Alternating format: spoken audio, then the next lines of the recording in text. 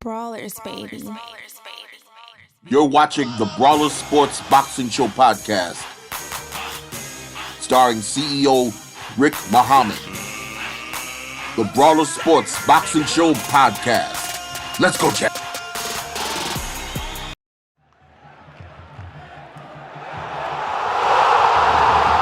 What's up, boxing fans? This is your boy Rick Muhammad, Brawlers Sports Media the building. This is the Brawlers Sports Boxing Show. Today's special guest is going to be my man Lionell, Lonnie B. Thompson. Waiting on him to come on right now. I got Lionell Thompson.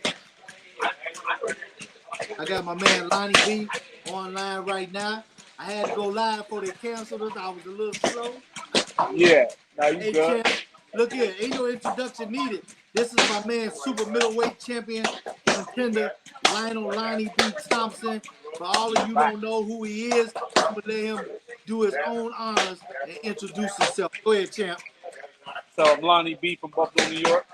I was fighting the light heavy for 10 years in my career. Only been stopped one time by Sergey Kovalev early in my career. My other losses was robberies. I moved down to super middleweight in my last fight at 34 years old and crushed Jose Uskatagi. I beat him the worst out of everybody. And I've been on the bench ever since.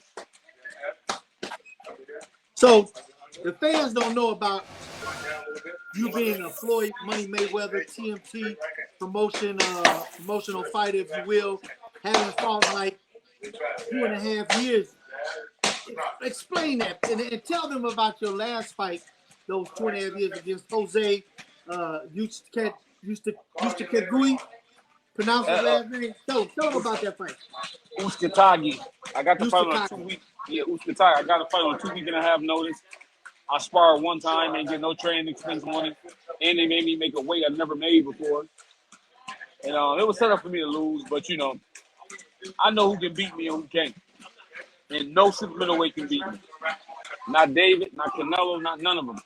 You know what I'm saying? So I crushed the kid. They was really mad I won. I'm just telling the truth. They was really mad I won. They tried to put me in a fight with David Benavidez next for $100,000, which is ludicrous. I turned it down, and I haven't fought since. And when you fought Uskatagi, you knocked him down, and you got back right on top of your stick, got that jab going in his face again. That was probably the most brilliant boxing clinic I've seen. You beat this man with a jab all night after that knockdown, and everybody counted you out before the first bell rung going into round one. Right. Right. Even everybody, like, if you listen, he even was talking about when he could fight Caleb. Like, I'm going to get Caleb. And I'm just listening like, what? Caleb? Your career is over. You fighting me, it's over. You ain't going to ever see Caleb again. And they don't know. If you look at my last fight, you fought with Caleb as well, so and you probably scratching your head like Caleb. I'm like, yo, he talking about Caleb. It's over. It's over. He had his chance with Caleb. That's his last chance he's gonna get because this is his last fight. And mind you, Ricky, I got that fight on a 2 week notice. Imagine if I had a real camp. Yeah, if you would have had a real camp, you probably would have got the stopwatch. Exactly. And my thing is this. I sparred. They got me sparring. This is how they're trying to get me to lose. They got me sparring with a southpaw, a 6'5" southpaw. Who's fighting a southpaw? Exactly. Then they say, oh, my bad. We didn't know it was a southpaw. I beat the kid so bad. Stopped him. That's how mad I was. Like, they really trying to get me to lose. You know what I'm saying? So now check this out. I don't know for the life of me why somebody as talented as you are in that super middleweight division at 168. Everybody said you couldn't come down from 175. You're old. Your body won't take the weight. But yet you step into the ring, you drop to 168 pounds, no problem. You were strong. You showed up. You showed out with a 2 week notice. And inadequate sparring partners, if you will, and you still did what you had to do, and yet they put you on the shelf for 2.5 years. Now you did an interview with the Boxing Source where you spoke about only the $100,000 that was the boxing like voice, David Benavidez. Yeah. And then David Benavidez's dad called in on that show and said what? That the offer was $500,000. $500,000. That was the offer. And you was offered $100,000, where $100,000. $400,000 was gonna be Pac-Maned up amongst the dinner thieves, is what I call it. Yep. There go, Ricky. just like that. So it made me think, how much did I really get for Uskategi? Because I got $39,000. I wonder how much is on the table for that. Probably somewhere around 150 minimum. I think max more. 200, 250. Yeah, exactly. Wow. And this is the thing the boxing fans, they don't see and they don't hear, but they're quick to judge. Right. And here's my thing, Ricky. You can attest to this. With that level of competition, I'm pretty much fighting for free. To fight who's going to take you for $39,000, that's fighting for free. And after you pay everybody, Ricky, it's like $12,000. And here's the thing. And big props to my man Eddie Hearns, because you know I had a meet with Eddie Hearns about you. Yeah. Eddie Hearns did show up and offer us $75K to fight Anthony Slim Jr. Yep. But you had messed your shoulder up. Yeah, and the fight, right? They used to Katui fight. So you couldn't take that fight, and we passed on it. But at least Eddie understands your worth. Right, Mama. And my thing is this. And I respect Eddie, man, because, like, you know what I'm saying? Like, he paying fighters. And don't get me wrong, I'll pay fighters, too. I just got on the wrong side of the fence. You know what I'm saying? Yeah. I'm not going to talk bad about PBC. They gave me the opportunity. And it just sucks that I couldn't get the money that comes with those opportunities. Because if you look at my last 6 fights, I put 2 in the hospital, and four of them haven't fought since they fought me. And what else do you need to tell the fans? After that, he put 4 of them in the hospital, and 2 of them he beat easily after that. Yeah. And now the man's offered $100,000 to fight a killer like David Benavidez, but $500 is on the table. Now, you know, he's one of the top contenders in super middleweight, but you throw him on the shelf for 2.5 years. For what? All because, you know, here's my thing, Ricky. Say if you got a job, right? And you work 40 hours. Can you hear me? Yeah, I can hear you. And you work 40 hours, and they give you a check for 10 hours, and you complain about it, and then they fire you. That's what this is. Yeah. Like underpaid and overworked. And here's my thing, Ricky. I'm not asking them to give me anything. I'm not saying give me $1 million for David. I'm just saying, Ricky, I earned that. They're not giving me anything. I earned that money. And here's the thing. Your dream is no different than any other fight out there. Your dream is to get a piece of that pie, own a piece of the cream of the crop, and get a title shot. What are you asking for that's so bizarre that nobody understands you're deserving of that? Exactly. Ricky, I told somebody, I said, somebody on Mayweather Promotions told me, asking for, Leonard Ellerby told me, asking for $500,000 for this fight is absurd. But yet but $500,000 sitting on the table, so why is it so absurd? Right. And I'm just like, yo, this is crazy, man. It's like I've done everything. I fought for no money, short money, tough fights. Sit on the bench. Ricky, I'm the only fighter, you can look this up, that have 2-year layoffs and be in a tough fight my next fight. World champions don't even do that. And then come back and come in there after 2.5 years off, take that tough fight just to prove another point and win it.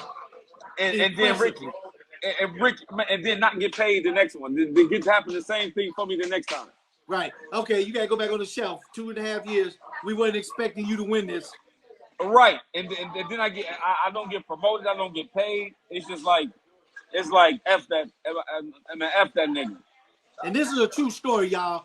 David Benavidez's dad did call in and say, hey, whoa, pump your brakes. We didn't offer you $100K. We offered you $500,000, $500,000. And then when you ask him, what else did his dad say? Why? They didn't want to fight you because what? Too dangerous. Too dangerous.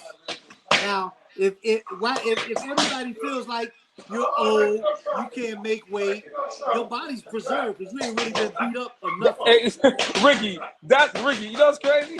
I'm glad you said that. Because here's my thing, right? It's just common sense. Like all these guys saying I'm old, but here's my thing. I'm beating my last 5 guys was younger than me, 26, 27. And here's my thing, Ricky. If you wanna make my age a factor, then you gotta work me. Because Ricky, I never did a drug in my life, never drunk liquor, none of that. So listen, Ricky, I'm not even in shape, and I can start 20 rounds right now. And Ricky, stopping guys. I ain't gonna say no names, but I stopped a lot of people over the summer in camp. I know some names, but I ain't gonna say them either. Listen, I'm gonna tell you like this, right? We ain't gonna embarrass them. We don't want to embarrass too many folks out there. Right. I done retired. Listen, it's a guy that's out right now that look terrible this last couple of fights. You wanna know why? Because I've been his sparring partner. Chopping him up, breaking him down. And I gotta take it easy on him. I gotta literally not throw no punches for these guys to have good sessions. So he can fight. So he can go out on his fight date and have a fight. And right. You know what I'm saying, Ricky? And I think I've earned the right. I've earned the right. If you look at the stuff I did with a little bit of time that I had, look at somebody like David, Canelo, Caleb. These guys get full camps. They get taken care of. Me, I'm fighting top competition on pretty much days' notice. Fighting with Kentucky on a 2-week notice is really days' notice. Mind you, Ricky, I lost 30 pounds in 2 weeks. But you know what?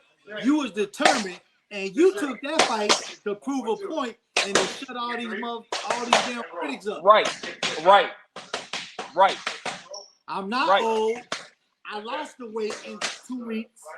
I took a tough fight, and I whooped his ass. Easy. And after he got up from the knockdown, you controlled the fight with just one punch. The most important punch of boxing, a jab. Now, wait, Ricky. Who just did that? Devin Haney, didn't he? Yes. And everybody praising Devin Haney for it, but who did it first? Exactly. Lonnie B, baby. Lonnie B. So now the Canelo, Caleb Plant, David Benavidez, even Charlo. Let's throw Charlo in the pot. Right. Throw Charlo in there. We can't get a fight with none of these guys. None of them. Like I keep hearing I'm too dangerous, but like, is it these guys just suck or I'm just that good? Bubu Andrade turned me down. Jesse Hart turned me down. I'm like, if I'm nothing like everybody's saying, then fight me. If you had an opportunity, what would your top three fighters be right now? 1, 2, 3. I want your ass right now. Canelo, David Benavidez, and Bubu. And Dre, that would be good. Those are all 3 good fights. And those are the guys that everybody is so high on, like they just so unstoppable. Well, I can show you something different. Show them something different. Take their strap and become super middleweight champion of the world. And retire. And not retire after that. They can have it back. But I'm going to get my just due, Ricky, because I fought my way to the top. These other be guys, like Dr. Dre. Give me one more platinum plaque rap. You can have it. You can have it back. For real. Like, you know what I'm saying? Like, and Ricky, that's a fact. My thing is this. Like I fought my way to the top. These guys got to the top by money and politics. I fought my way to the top. Absolutely. And you know, this is the part of boxing that's so discouraging.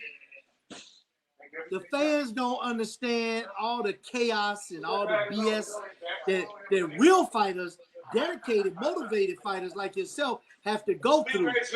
How impressive do you have to be to get your shot? Because I don't look at my fights.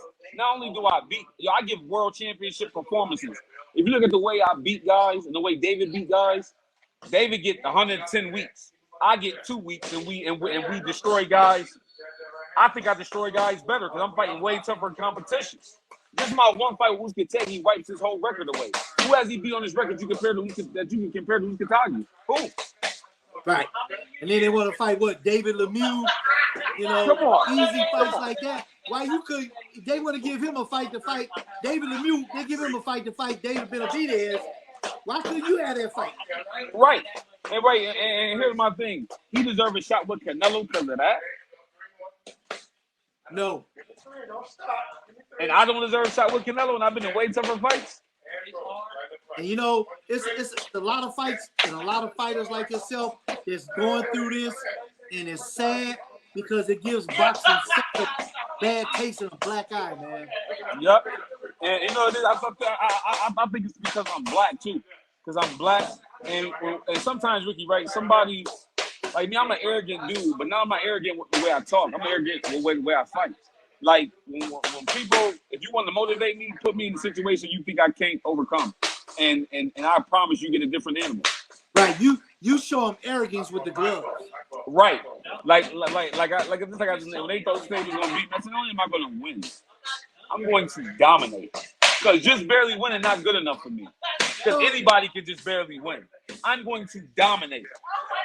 What do you think the problem was with because here's the thing, if I'm a promoter like Floyd Money Mayweather, like Top Rank, like PBC, TGB, and I got a guy like Lionell Thompson on my team, why in the world would I want to put you on the shelf? What do you think the problem is really here, man?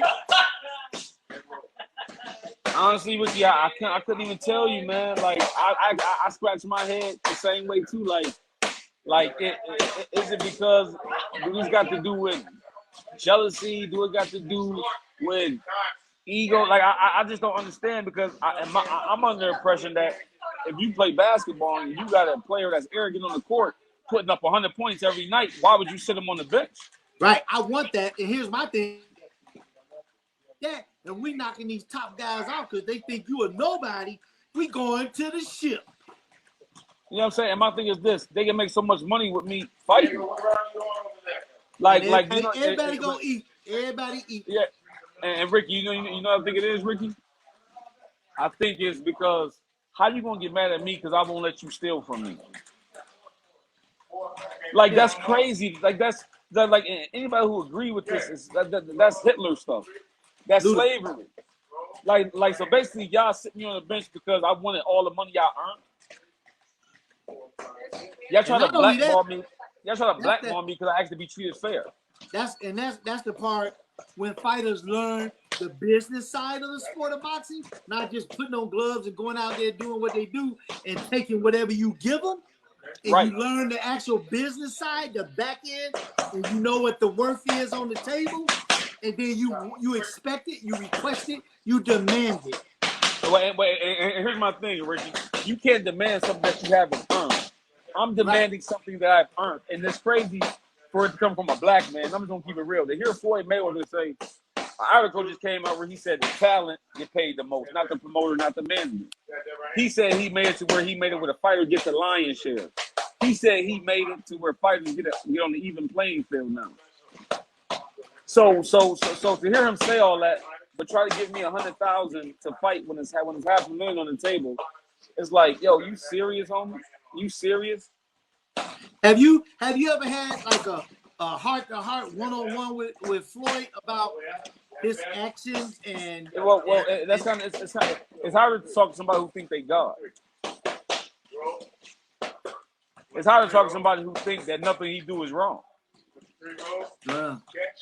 Speak on that. But this is the same dude who wouldn't fight Margarito for $8 million. He said it wasn't enough money. Same dude that took a long time, took a decade to fight Pacquiao because he thought it wasn't enough money. But gonna crucify me because I'm asking for the money that I earned.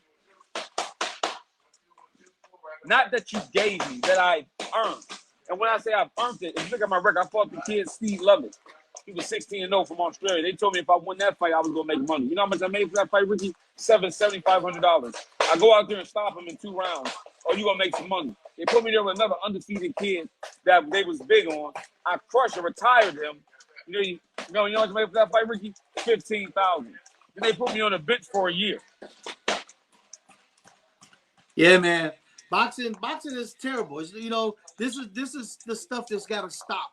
But how do we stop it? You know what I mean? Now here you are, 2.5 years on the bench, still in the gym faithfully, motivated, dedicated, like you got a fight coming up, whether you do or don't. You stay ready so you don't have to get ready.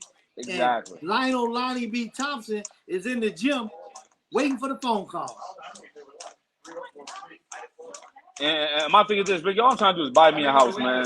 Like I come from nothing, man. I come from poverty. I come from neglect. I come from I've been neglected by people that I thought that loved me. Neglected, been set up for failure since I was a kid. I fought my way here, literally. My whole life been a fight, not just physically, mentally, emotionally, spiritually. It's just been a fight. My soul was tired. It's just been a fight. Like what more? I've done everything. I've suffered.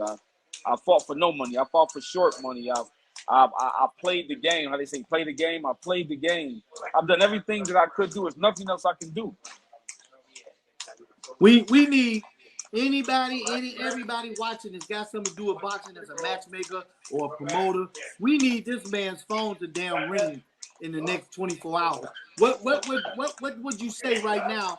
What would you say right now to the younger prospect, the up-and-coming future guys in boxing now?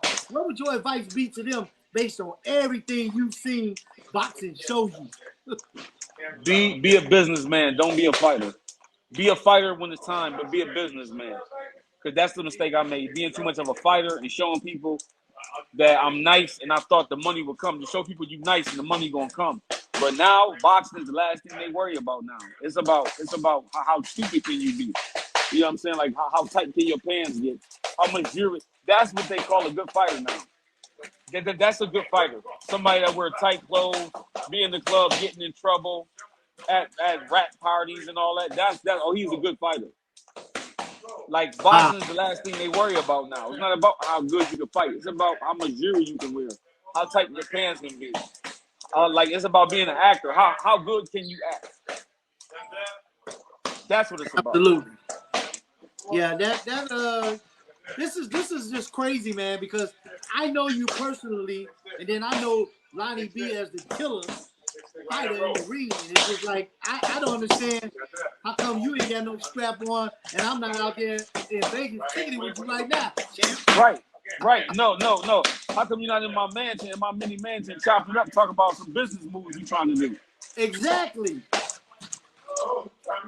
I still think that day is coming because you know what they say, God didn't take you this far to forsaking you now, brother. And Ricky, that's what's keeping me going. That's what's keeping me going. Ricky, it's how I set my house to describe, man, because my life been so hard. Like, and I'm a kid that, foster home, been treated like crap from the birth.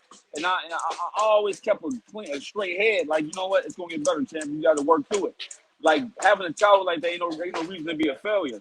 And to fight my way here, all the stuff I've been through, to literally fight my way here. Like, start boxing. I went pro with no money behind me, just taking fights. You know what I'm saying? And to be here is incredible. And that really showed me that God has a bigger plan for me. Like, it's meant for me to make it. If it wasn't, it wouldn't be this hard. You know what I'm saying? Like, a lot of people don't know, Ricky, I had a torn labrum fighting Kentucky. I tore my labrum fighting Kentucky. That's why you couldn't take the fight we got offered to fight Anthony Sims Jr., who got smoked in that fight about a lackadaisical fighter that wasn't gonna put half the smoke on him as you would. I was gonna put hands on him. You know what I'm saying? And it's like I just want to be treated fair, Ricky. Like I heard FLOYD always say, you treat about people being treated fair, and they penalized me because I actually be treated fair. And if the people don't get behind, because this is modern day, what's the difference between what Hitler did to the Jews and what FLOYD doing to me? What's the difference? Oh, wow. Lay it out there, brother. I don't care. Listen, I'm telling the truth. I'm only talking bad about you if I lie on you. If I tell you the truth, it's not talking bad, it's telling the truth. He's a modern day Hitler. He that white cop that had this that had his knee on George Floyd's neck. He that white cop. Wow. And that's a fact. And this is all so unfair, man, because and this like he always say, hard work, dedication.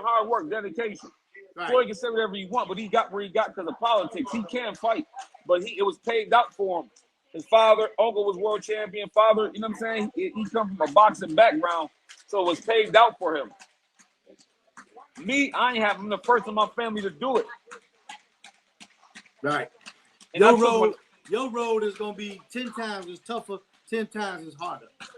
And they still can't break me. They still can't find nobody that can dominate me. They still scared of me. Yeah. And mind you, and Ricky, let's not talk about all the guys that's on steroids. Let's not even get on that. Right. Because think about this, Kentucky got caught using steroids after he fought me. Am I correct? Yep. Wow. And you still beat him. And I still beat him. Like, I'm in a class of my own. You know what I'm saying? It just sucked that the fans, that most boxing fans ain't smart. That they impressed by how much money somebody got. See, we live in a generation where money is the root of all things. Will be. Right, so what, he raped a little girl, he got money. That's the generation we live in. Like, your character and your integrity don't mean nothing as long as you got money. That's why we got men that's willing to do anything, don't stand on integrity, where it's like, I can't do that for money. Ain't enough money you can pay to get me to do that. Absolutely not. You know what I'm saying? So, but we don't live in that generation. We live in a generation where, like, it don't matter. You gonna have it bad. You know what I'm saying? I still think your future is still bright. I still think your future is bright, and I still think that phone call is going to happen. And we're going to look back at this interview and laugh, and I will be in that mansion one day talking about business moves with you. Yep, and I'll be chopping you out for a couple $, Ricky. And I hope it ring for Canelo. I hope God can just bless me like that. Canelo, I crush Canelo, get all the belts, and then just be like, you know what, hit it, had it, done it, don't even want it no more. And overnight sensation, just like that. Like, see, that's what the people will see. But me and you know, this been over a decade. This been over a century. Like the song say, it's been a long, long time coming. Yo, that's crazy. Yo, I was working out to that song today. Yeah. I say it's been a long time suffering, but I know change gonna come. Oh yes, it will. Because Ricky, you know what it is to stay in the gym not knowing when you got to fight? Can't enjoy your life because you got to stay in the gym. You miss cookouts, you miss birthdays, you miss holidays because you don't know when the phone gonna ring, so you got to stay in the gym. And that's what the fans don't understand, the dedication piece that come with that. Your diet, your sleeping tactic. You have to run. That. You get 2 days in the gym. You got to cut off the sex. No horsing around. No partying. No drinking. You don't drink anyway. But if you wanted to do any of the funner things in life, you can't do it. I can't enjoy life because I got to. But the champions I'm fighting get to enjoy. They know when they fighting, so they're like, I can take time off. And when they fight, they got enough money to last them. I'm doing all that, Ricky, and I only got rent money, and I got to scratch my head and say, damn, how am I gonna pay my rent if I don't get a fight in 4 months? Right. I gotta pray I don't be homeless. Man, what I'm gonna do? I gotta work security just to make sure I can keep food on the table, and still gotta train. And I'm still crushing guys. Is there anything, before I let you get out of here, and I really appreciate you for giving me this time, man, because you know me and you go way back. Yeah. Is there anything or any one particular promoter you want to holler at right now and say, hey, give me the fight, give me something, give me a good fight? Who would that be? It'll be either I think it'll be Eddie Hearn. It'll be Eddie Hearn because my thing is this. I think Eddie Hearn should promote me because I got the story, I got the look, and I actually can fight. Like, so it will make sense for him to promote me because I'm bringing so much to the table, and I'm gonna shock the world. So it's like I don't get it. Like why not sign the underdog? Why not sign the underdog and let's sock it to him good? Like, yo, they overlooked this kid. This kid is a diamond. Sign the underdog, and that's your top dog. Exactly. Give me, because Ricky, all I need is this much support. I ain't asking for this much support. I'm just asking for this much support. That's it. That's it. Hey, man, I appreciate you for coming on the show. Before we go, let the fans know how they can follow you on your social media network. Yes, Instagram is Lonnie B the Champ. On Facebook is Lionell Lonnie B Thompson. And on Snapchat is Lonnie B 168. Follow my daily routines, man. See what I do. All I do is train and sing. And let them know they got to keep watching Brawler Sports Media, baby. And you got to keep watching Brawlers, bro. You got me on here. You got to keep watching. After I win the title, he getting the first interview. Exclusive. Y'all heard it from my man Lionel Lonnie B for coming on. Lionel Lonnie B Thompson, super middleweight. He ain't going nowhere. And hey, if you want to fight, call me. Here's my number and a dime. Call Lonnie B anytime. And I just want to thank Ricky and my Lord and Savior Jesus Christ, man. We're going to do it. Much respect, champ. Appreciate you. Thank you for coming on, giving me this time, man. Wish you the best. God bless you. I know a change is about to come because this is going to go out on every social media platform I'm on, and I'm going to share it with you, and you're going to circulate it as well. Yes. Yep. And until we come back and circle again, like I tell all my viewers, let's go, champ. Yes, sir. God bless you, Rick. I love you, baby. I love you more, man. Peace.